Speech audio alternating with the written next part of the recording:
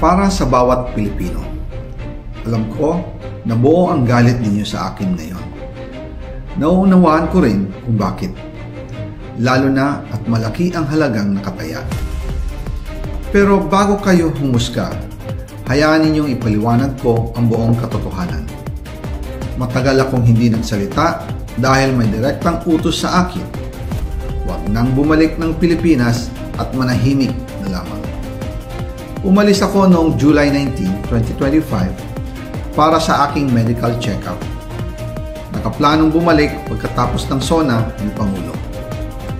Pero habang papauwi na ako, tinawagan ako ni dating Speaker Martin Romualdez at sinabihan, "Stay out of the country.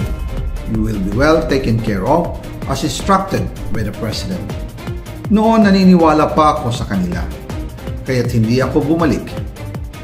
Tumikom ang aking bibig, sumunod ako, pero ang hindi ko alam, ang ibig pala nilang sabihin sa aalagaan ka namin ay gagamitin ako bilang panakipbutas sa kanilang kampanya laban sa korupsyon. Ginawa nila akong poster boy ng kanilang sariling kasinungalingan. Ngayon, hindi na ako mananahimik, ilalabas ko ang lahat ng katotohanan. May resibo, may ebidensya at may pangalan. Nagsimula ito nung tumawag si Sekmina Pangandaman sa akin nung nag-umpisa ang BICAM process last year, 2024. Ang sabi niya, katatapos lang ng meeting nila ni Pangulo at may instructions na mag-insert o magpasok ng 100 billion worth of projects sa BICAM. At sinabi pa ni Sekmina, you can confirm with Yusek Adrian Bersamin dahil magkasama sila sa meeting ni Pangulong BBM noong araw na yon. Tinawagan ko po agad si Yusek Adrian Bersamin at tinanong ko kung may instruction na ba ang Pangulo na magpasok ng 100 billion during their meeting. Ang sabi niya ay totoo nga po. Right after our conversation, tinawagan ko po si dating Speaker Martin Romualdez at nireport ko ang instructions ng Presidente to insert the 100 billion projects. At sinabi niya sa akin, what the President wants, he gets. After ng ilang araw, nag-set po ng meeting si Sekmina Pangandaman at Yusek Adrian Bersamin sa amin ni dating Speaker Martin Romualdez sa Aguado Building in front of Gate 4 ng Malacanang at nandun din po si Yusek Jojo Cadiz. During the meeting, binigay po ni Yusek Adrian Bersamin ang listahan na worth 100 billion. Tinanong ko po si Yusek Adrian kung saan galing ang listahan. Ang sagot niya, galing kay PBBM mismo at binigay niya ito mula sa brown leather bag.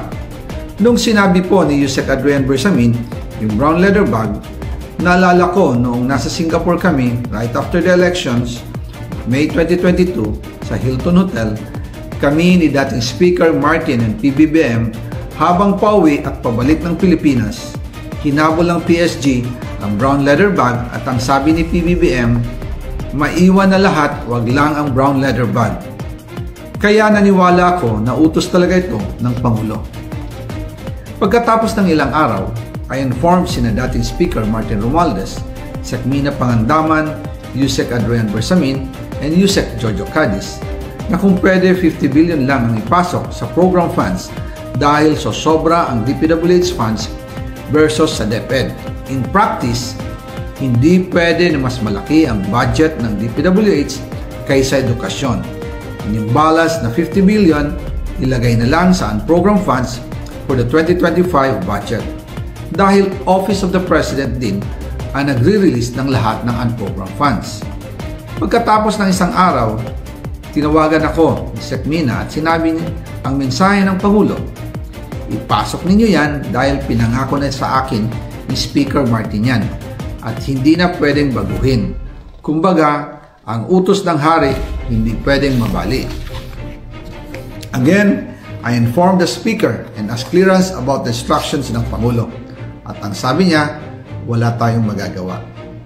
Kaya po nagtataka ako kung bakit sinasabi ni Pangulo na hindi niya makilala ang budget, samantalang lahat na binawas at dinagdag sa mga ahensya ng gobyerno ay humihingi ng approval sa kanya si Sekmina Pangandaman.